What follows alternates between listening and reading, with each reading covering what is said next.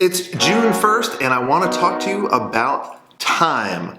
Look, I hear so many of you talking about I don't have enough time in order to do this or do that. And I think it's total. We all think that success is a huge major change.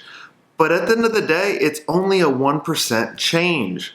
If you think about it in terms of golf, if Tiger Woods is putting while he's not on drugs and drinking, and he putts and the ball misses by 1%, that's the difference from him being the best golfer in the world and winning the Masters or the championship, or winning and being the best player in the world. A 1% change in his putt stroke, in the trajectory to that hole. And that's the same thing as it goes in business. What could you do? What 1% change could you do in your business right now, in your life, that would make a difference and get you closer to where you're going? Look, we're all picking the wrong priorities. Let me tell you my priorities. I think that might help you out a little bit.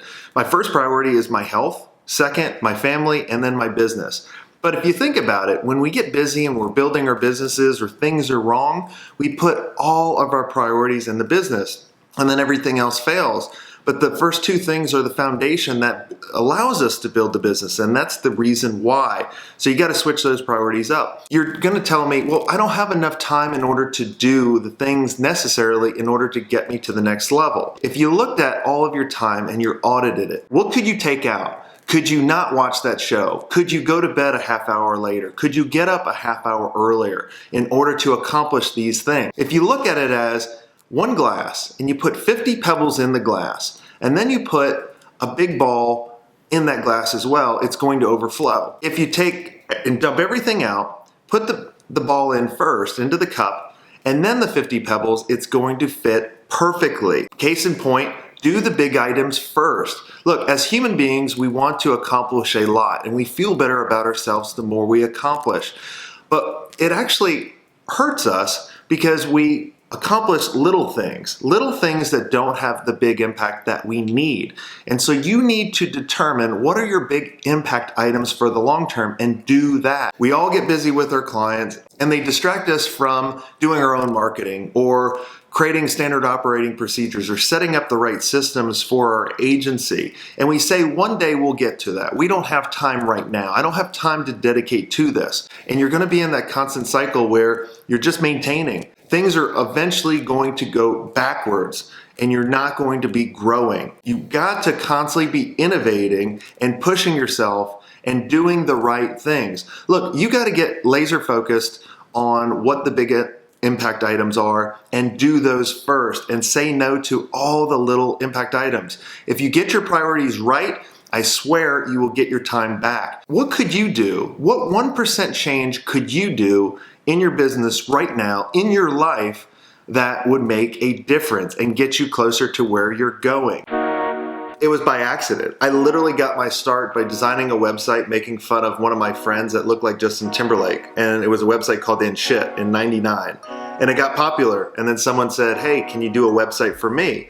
So I got in it by accident. I didn't know what an invoice was. I didn't know what we wanted to do. I didn't know who we were going after. I didn't have that vision that I could share with the team.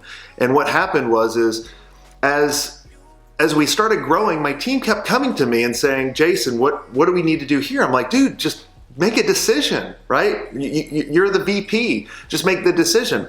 But looking back, and then once we started getting smarter, I realized that I didn't set the vision and I didn't communicate that to them. So they were making decisions based on what's better for themselves rather than what's better for the agency. You just lead us up to me, I can show you my world, we can go through it all. And it's all about positioning to help them rather than positioning yourself. So let me explain. I kind of describe it into kind of superheroes, right? So your marketing, you should not be positioning yourself as Batman, okay? Because if you position yourself as Batman, you're going to be positioning the visitor or the person digesting as Robin. And I always joke that no one wants to wear those ugly green tights, right? You need to position yourself as Alfred. Page, going through your place like a front gate. Gatorade, I sip it to the... I just think you're overcomplicating it. Like,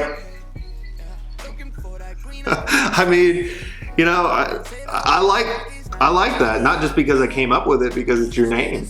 Done? All right, cool, we're done. Talk to you later. See, that's good though. That's what separates you from everybody else. So, you know, you got to do that personal touch and that kind of stuff. So that's good. If you look at my categories, they all start with let's do something, right? Let's generate leads. Let's scale your agency. Let's start an agency. Let's sell an agency. So think about why they're coming to your site and then create a category for that, rather than just like the typical digital marketing, web design, you know, traditional, whatever it is, right? So use the categories as kind of almost like a direction, like for them to kind of pick their path. But it comes down to now, we need to make people aware, right? And we need to get the right people to your website. If we get the right people to your website, you're going to see, you know, a benefit. It up to me, take a trip to the stars, I can show you it all.